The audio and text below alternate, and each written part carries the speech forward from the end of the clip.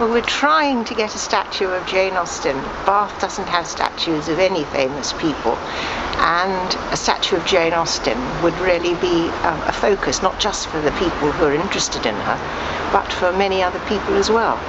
Why Sydney Gardens? Because this is where she was most happy. She lived in over the road at 4 Sydney Place. The Sydney Hotel, as it was, now the Holborn Museum, was a place where she would have gone with her parents and her sister. The gardens she liked, there were all kinds of illuminations, there were concerts. She wasn't so keen on the concerts actually, but she did like the illuminations, and they would have taken tea, there were swing boats, and of course it was a nice place to walk. It's obviously something that's going to cost a fair bit of money. How are you going to go about A, raising interest, and B, raising cash? Well, the Heritage Lottery, we hope, will form part of the bid for the statue, to form part of the bid for the Heritage Lottery for the regeneration of the gardens. And also we have got some money ourselves. The local group has been raising money for many years now, and the Jane Austen Society has also said they will match whatever we can give them.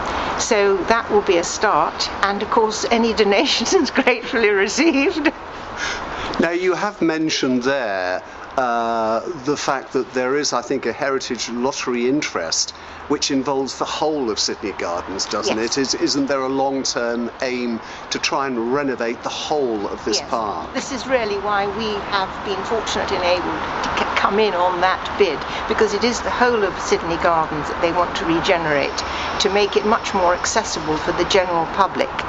People do use it, they come from quite a wide area, but that would obviously increase the footfall, the regeneration generally, but also of course the statue, which the council is well aware would produce even more footfall, because people would come from all over to see the statue of Jane Austen.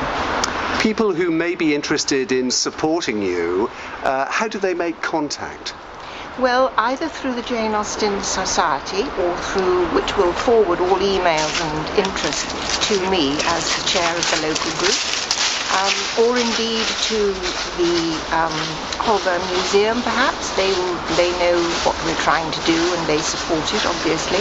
But probably the best way would be through the Jane Austen Society of Great Britain, who will then forward all interest to me. And so I will be able to log that and take that forward.